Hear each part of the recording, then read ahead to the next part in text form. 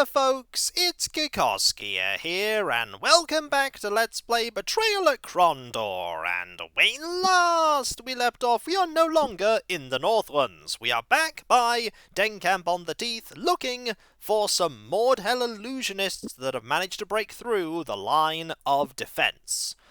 And I'm a little worried about this fight. In fact, I'm very worried about this fight. And here's a fight that's clearly not the fight we're looking for, but it's one we're going to do. We're set then. Let's just hope our advance is undetected, or our advantage will be lost. Are these the ones we're looking for, Patras? Oh, they're nowhere near sneaky enough. These are just normal moredhel. Let's get 'em. They've seen us. We have 2 witch hags and some normal warriors. Well, have at thee, and dead. You're going to do that, which is unfortunate, but I can move up to here. You're going to do that. Ooh, that took a lot of stamina from you, but we can do something. So, Evil Seek strikes more than one target. Not going to do that right now. We're just going to Skyfire you. That'll hurt a lot. You can then take that one out. You did that. That's fine. We'll then have you hit here, and just take you out in one hit. And that's fine. You can defend. Aha! That has not hit yet. I wanted to hit. Come back. I'll take a standard hit then, fine. Locklear's strength is improved. That's good. We need more strength. We also... That is nothing. Okay, that is a nothing. That's nothing. Ooh, a frost enchanted sword, and might as well get Armorcraft here to get a bit more skill in. How much space do we have? Not enough, really, to take everyone's equipment. No, definitely not. That said, we could take that, and we could take that armour and take it back to North Warden. I know the game is impressing upon me that I really should be moving a lot faster, but I'm not going to. I'm absolutely not going to. I'm going to go and take my time, because the game lets me, and get all the resources I can before this fight, because this fight I'm very worried about. I'm very worried about this fight. Okay, let's head all the way back. We can follow the road to do this. Meow! At the speed of James. We're going to have a conversation with Duke Martin in a moment. Where is he? There he is! Hello! Don't worry. I know, imminent attack and everything, but it's not that imminent, actually. We're fine. We're fine. Also, it didn't take that long to get here. Right. Shop. Buy, sell. First things first, sell the armour. Second thing second, your strength went up too. Nice. Grab this and start fixing up these swords. 35. 34. There's a lot of swords here for you to repair. And 96. 96. There we go. Sell them. And finally, these 2. 93. 93. For 78. And 67. Puts us just shy of 9,000. Oh, am I not ready for this fight? Oh, am I not ready for it? But you know what? We're going to have to do it anyway. We're going to have to do it. Also, I did not have your skills selected at all during that fight. Whoops. Actually, no, I did. I did. Silly me. I did. So that's 99% armour. Can I... There we go. Pass that to you. 96% armour. That's lots better. Could you fix this up to 99? You know what? I'll take it. I'll absolutely take it. Also, that improved your weapon craft to 85%, and your armor craft to 72%. all good news. I have everything I need. Well, I have as much as I can possibly have. Okay. Let us rest. And make our way back to Den Camp on the Teeth. And, by extension, Duke Martin! Hello, how you doing? How you doing? Over here. And down. And I'm going to do a lot of buffing. Like, a lot of buffing. More buffing than you've ever seen me do in this game. Right, we're here. So I'm going to rest. And I'm going to save. I'm going to make multiple saves here. I'm going to make a save before I buff and a save after. For what sort of buffing am I talking about here? Well, first things first, our health is not full. It's about to be. It's about to be because I'm about to drink a lot of restoratives. Okay, you're at full. No, don't give the 24. Give the 19. Next is Patras. Really doesn't need that much. And finally, Locklear. We'll use the 4-1 first. There we go. So, full health. Next. We're going to use these. Hang on. No. Put that on there. And put this on here. And you know what? Put this on here. And then we want... what's this do? Can counteract enchanted blades. Enhance the metallic qualities of swords and armour. Well, that's what we're going to do. Going to enhance this. And we're going to enhance this. And then we're going to drink all these. That one is a intense focus one. That's a U one. Right, so we want archery one, sure. The tea tasted familiar, reminding him vaguely of a minty concoction brewed in taverns to cut the chill during winter months. More interesting was the fact that the world around him seemed to gain clarity, as if he could see things he hadn't noticed before he drank the mixture. Half expecting it to have some unnatural taste, Locklear gulped down the blessed liquid, but found it had no flavour at all that he could detect. If not for the strange sensation that was welling up within him, he would have suspected the vial simply contained well water or something equally innocuous. Okay. Felt exhilarated, and bleh, it's horrible. Right, next. Gonna pass all these over to you, but not the archery one. Well, I suppose we could pass the archery one over. It's not going to make a difference.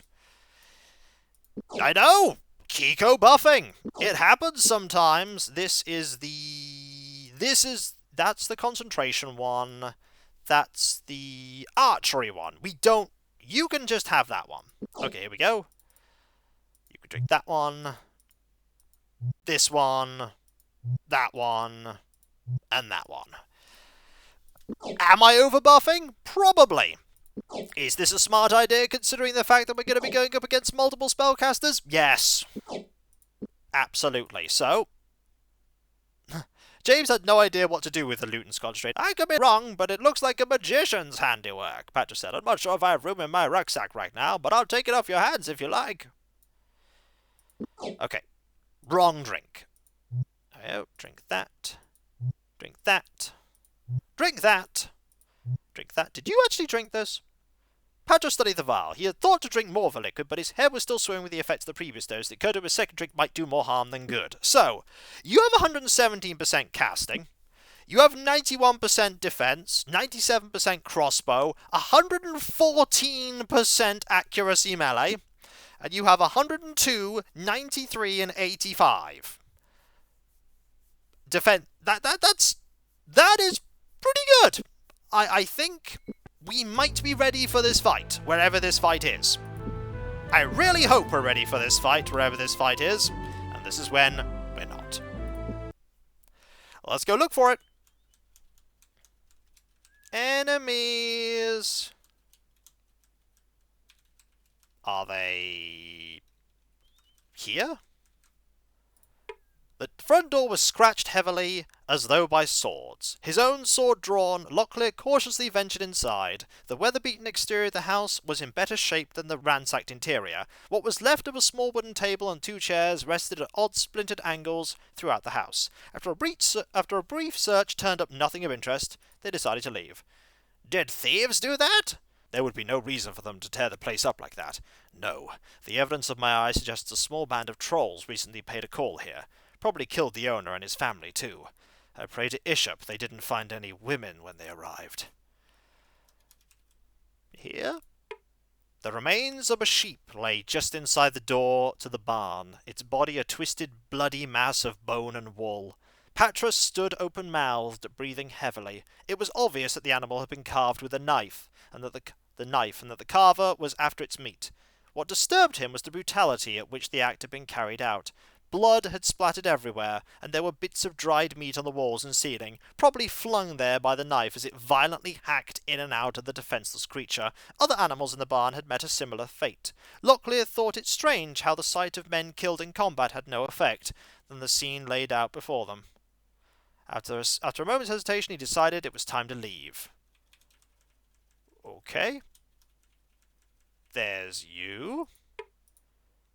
With nothing.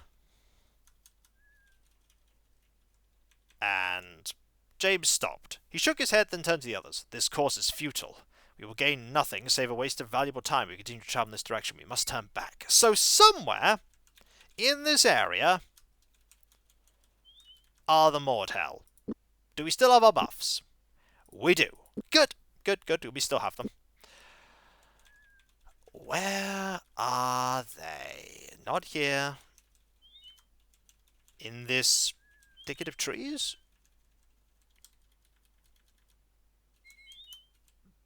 Patras stopped. James took a few more steps before he realized the magician wasn't with him, and turned to find him staring off into the bushes with a comical, questioning look. Something ain't right about things here, Patras said, turning in a slow circle. Ain't what they appears to be at all. And if a thing ain't what it looks like, that means it's wearing some kind of mask.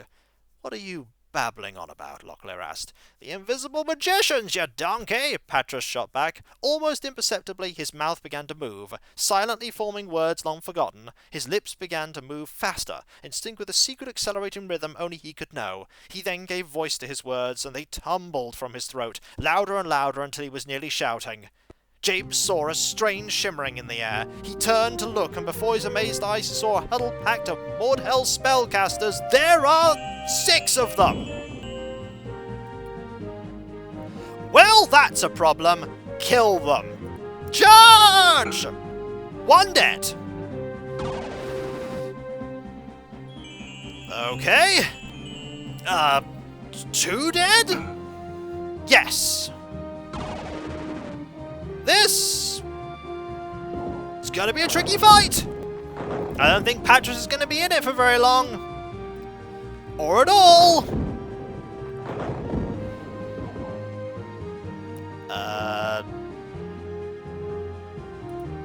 3?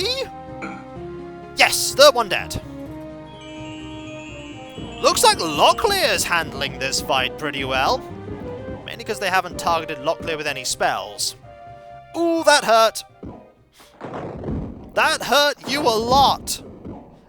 Okay, that's the end of it's the end of Patras. Locklear, however, slicing straight through them. Yup. They've run out of spells, haven't they? They've ran out of spell points. A gasp escaped Patras' lips as he levered himself into an upright position and looked over his words. I think I'll amend the plan, Patras said. My wounds are mortal. You go on without me. No one gets left behind, James shot back angrily. No one. Least at all someone with an older but very similar voice to mine.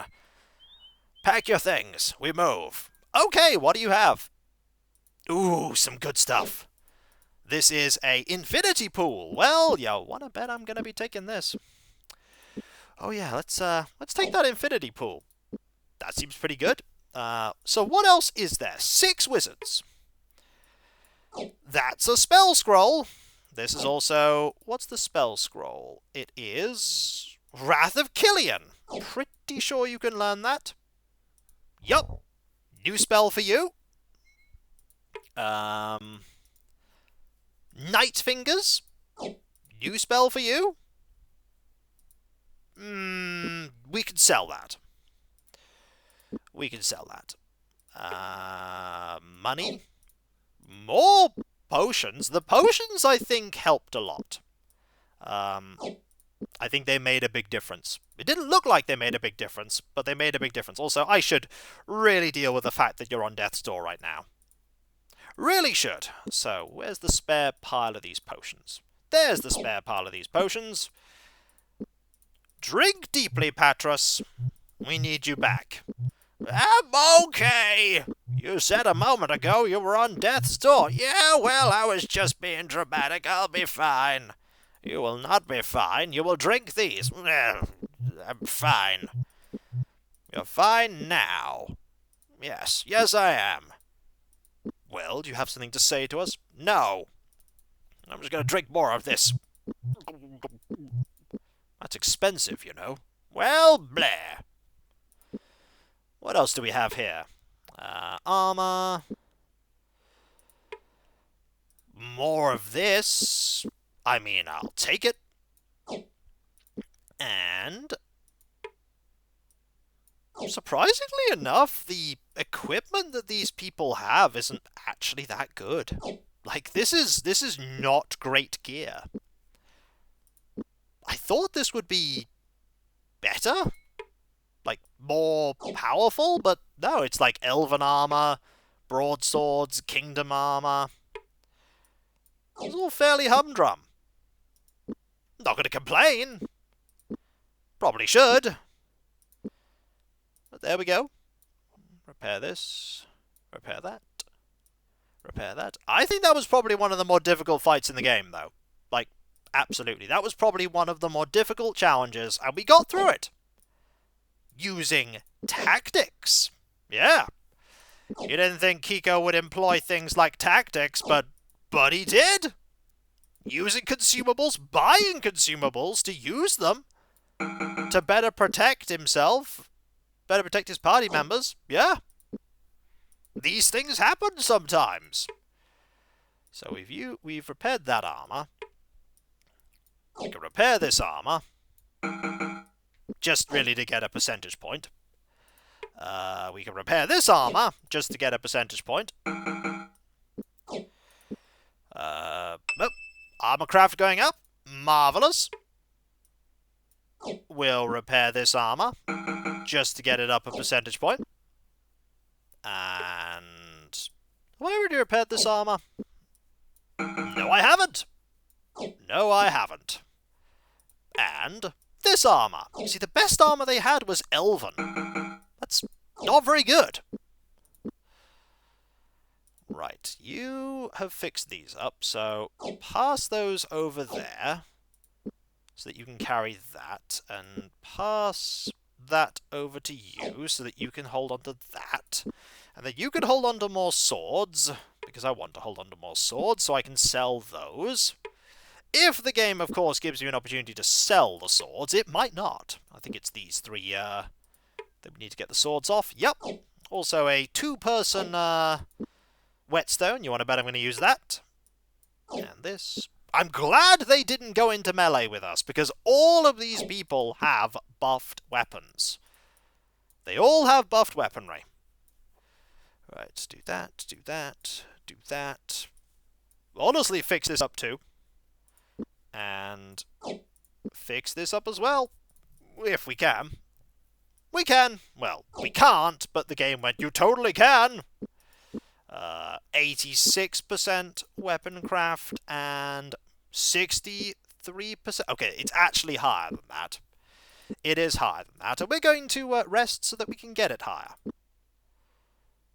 Wow, that was a lot of healing. But we're okay now. 14, 14. Yep, all good. What was in this house? I should check. Place is abandoned. Let's have a look. 4 sport rations and a single-use whetstone. Don't think I need any of that. And so, we have defeated the spellcasters. They are no more. We can now go to Duke Martin and report on our success. Is there anything we need to sell here? The spell scroll. Let's sell that spell scroll before we leave. Didn't have to use those horns either. Glad for that. 142 sovereigns? I'll take it. And you won't take these. No, you will not. Let's get back to the Duke. Also, let's save. Absolutely, let's save. That's cancel me. That's not the save button. This is the save button. Whew. Just glad I was able to get through it. And up we go. And we're not alone. There we go. Did it. Scratch one group of moredhel magicians. We've found them, Duke. Good. I want you three to hurry ahead to the castle. They've already turned back an irritation assault today, and I think the Baron can use your help right now. I need to find out what has happened to one of our scouts that's gone missing. I'll be along as soon as I can. Alright. We will be careful. Let's make our way back as soon as possible. Let's hope there aren't any more ambushes on the road. This is when there aren't. Oh, we're wasting time. Yet we do not want to go south. Apologies, we want to head north. And bump back into Duke Martin. Sorry, Duke Martin. We accidentally did this. Right, let's go. And to the palace. The portcullis creaked. An ashen-faced soldier trembled as he laboured at the monolithic peg wheel, his back arched backwards, taut as a bowstring as he pulled the iron gate upwards. With a jerk of his neck, he gasped between clenched teeth for James and his companions to hurry inside. Within, a handful of soldiers hurried to various tasks on the battlements, and panicked captains attempted to rally the surviving contingents of a day's fighting. Something's wrong, James muttered, observing the disarray. What's happened? Baron Gabbert's been murdered, that's what's happened, a nearby soldier shouted, glancing up from where he worked feverishly and unplugging a keg of oil. We found a bloody nest of nighthawks in our midst. They murdered the Baron's staff and 3 of the captains before we cornered them in a storeroom. Torch those corpses immediately, James ordered. They might be Black Slayers. Where's Duke Martin? Don't know. You're the closest thing we have to nobility at the moment. Guess that puts you in command, Signor. James said nothing as a rumble of thunder split the sky. Half-dead soldiers trumped past, their eyes hollowed with exhaustion, as they traded places with equally worn men brought from the dining hall turned infirmary. Few men still possessed clothing unstained with blood. Dour with the turn of events, James eyed the horizon for any sign of help. In all likelihood, the moredhel would attempt to breach the wall today, and there was little he could do about it. Nighthawk treachery had silenced their cannons, and too many men had fallen in 4 days of heavy fighting. Attack! A voice screamed in Mastodus. Attack! Men on the south face! James cast a fuming curse into the sunrise. He might die, but he would send as many moredhel as he could reach into the halls of the death goddess before he would go down. Uh-oh. The moredhel thrashed. As life dimmed in his horrified eyes, he toppled backwards into a wooden balustrade. With an ear-splitting shriek, the railing sundered into flying splinters, tumbled after his flailing feet as he disappeared into nothingness. Almost too dazed to breathe, James bolted to the wall to sight his fallen opponent. A crumpled heap of armour lay far below, splashed in gore and a spreading stain of red. Close by, a grim-looking figure lowered his crossbow and tilted up his shaggy, dark hair to favour the senior with a rare smile. Arutha! I was beginning to believe you were going to miss all the fun. Delacan would think me impolite if I didn't attend his little party. How are the men? Very bad. Of the original garrison of 415 men, 227 are dead, 35 are mortally wounded, the rest are afflicted with dysentery or are too exhausted to wield a sword. Your arrival came none too soon. No discourtesy intended, Prince, but why did you wait so long in coming? We made all haste, nearly to the point of calamity. Your well-meaning messengers bumped into trouble and nearly didn't win themselves free. Consequently, we didn't receive your word until it was nearly too late for us to respond. We were greatly fortunate to arrive as soon as we did. The moredhel are in retreat? What few of them remain. but by the accounts of my scouts, they think there may have been up to at least six companies in the hills. About that.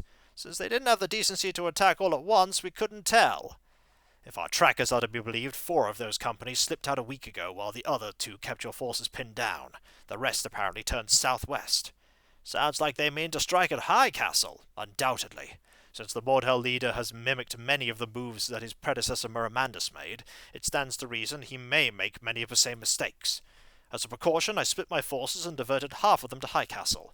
As soon as we are finished cleaning up here, I will take the rest of our companies to engage him there. Chapter 6! Betrayal! Title drop! It's finally here! Pug concentrated on the storm. Whitecaps curled on the face of the bitter sea as furious jags of lightning slashed down from a darkening sky. Far off, the wobbling sails of ships leapt in the troughs of grey waves, struggling desperately against winds that threatened to shear them into ragged scraps. Fishermen and frenzied shipmasters busied themselves along Krondor's docks as they raced to batten down flapping hatches and prevent unsecured goods from pitching into the churning seas. Everywhere there were planks and hammers and ropes, but among the workers not a soul dared utter a word. Wrongness. Pug sensed it as clearly as he smelled the salt in the air and felt the hardwood railing under his hand. What had begun 3 days ago as a seemingly weak summer squall was intensifying into a thrashing eye of violence. Within hours it would make landfall, doubtless bruising the livelihoods of many coastal towns, Krondor among them. Perhaps it can be tamed, Pug thought, his face twisting into a frown. More of a lesser path affair, but it should be simple enough.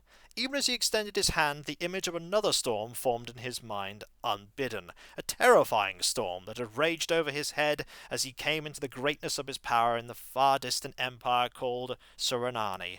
A storm that had tested his right to be a member of the alien assembly of magicians, a storm that had rent open the heavens and forever set him apart from other mortal men. Energy leapt from Pug's outstretched fingers into the heart of the storm, exploding within it a glorious rainbow pattern that illuminated the clouds in a throbbing elemental display. Greenish bands of colour danced the sky as the wind began to abate, the torrential rains quickly softening into a mild patter as blue blasts of energy moved between sea and sky. Gently the ocean stilled of its own accord. Satisfied, the threat was reduced. Pug discontinued the spell with a slicing gesture and stepped back to watch the storm's progress. The sight eased his mind and allowed him time to mull over a series of issues, not the least of which was the ruined vacation that he, his wife Katala, and daughter Gamina had intended on making in Krondor. But like a lodestone to metal, he found his thought returning again and again to recollections of the Empire. Arrayed in flame the enemy comes, to shriek his cadence on skeleton drums. For thunder's spite will raise our call, though down shall crumble empire all. Hello, Makala. A Sarani poet, I believe he was House Omakan. House Miwanabi, reign of the 53rd light of heaven. Is there something you need to see me about, Makala? I am busy. Busy? You've been behaving like a Nidra bull with a burr in his bit. I came to ask, what has Pug of Stardock so distracted that he cannot find time to meet with his associate magicians? Has his reputation so inflated that a member of the Saradi Assembly is no longer worthy of his attention?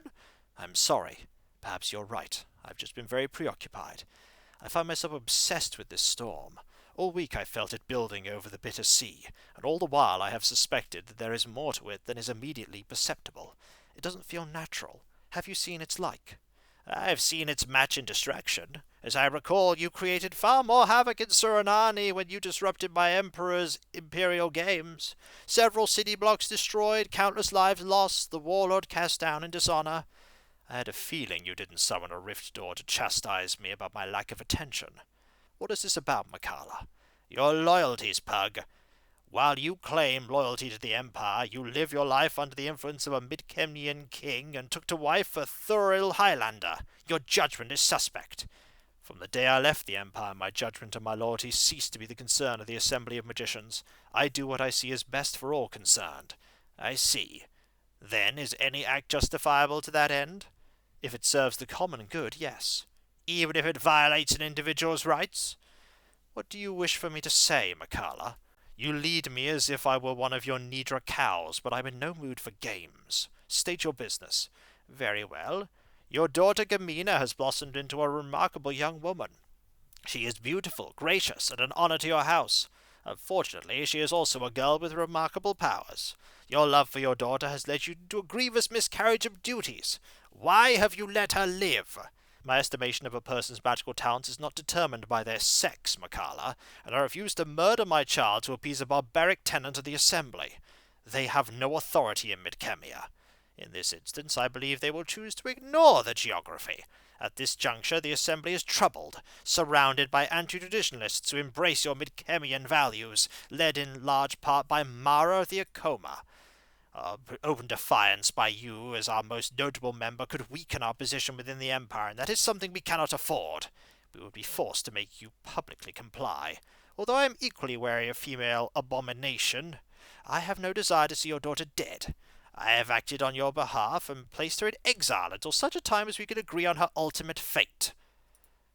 Why didn't you consult me? Where have you sent her?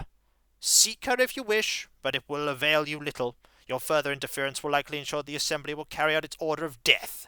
They will be unable to kill her, however, if they cannot find her. It would be to your advantage to leave her be.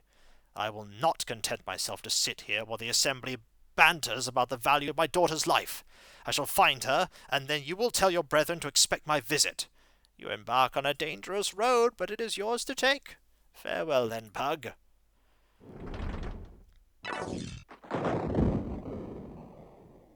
That's some writing. The meditation tower being one of the first places I suspected of looking. I went there as soon as I discovered that neither he nor my daughter appeared for breakfast that morning. There I found the message that he had burnt into the wall. The Book of Macross? What do you think the message means? I thought for a while that he intended for us to contact the magician named Macross, but it would be a feat impossible for even Pug to accomplish. Macross left Midkemia a long time ago, and all he left behind were his writings. And presumably this Book of Macross would be among the books he left behind. Perhaps, but I cannot be certain. The library that Macross left on Sorcerer's Hour was vast. It took us the better part of a year to move the bulk of it to the Academy at Stardock. Important. Since that time, some of the volumes have been lent out to various scribes so that they can be catalogued and transcribed. Then the book could be anywhere. A new approach. Before he disappeared, did you note anything unusual that he may have said or done? As I said earlier, he had seemed agitated for some long time, but yes, there was something. About a month ago we were walking in the gardens outside of the palace, just the two of us enjoying the day, when he suddenly halted us near a sewer grate. When I asked him what was wrong, he said, "Not all of the sheep are in our fold." Sheep? Forgive me, lady, but your husband seems to have an infuriating perchance for the cryptic. Not ordinarily, no, only when things are on his mind. But come, I must head towards Stardock and look for evidence of the Book of Macross there. Where shall you two go? We go below into the sewers under Krondor. Owen, good lady, I believe we shepherds have an errant flock of sheep to find. And so, when we come back, folks, we are back to controlling Gorath and Owen. Oh, it's been a while. And our inventory is full. Also, do we need this armour? Probably not. Probably not. We're in Chapter 6, and controlling this dynamic duo once more. Looking for an errant sheep. Metaphor, I know, but imagine if we did find one. The legendary sewer sheep. And so, I'll catch you next time, folks. And I'll see you then. Later.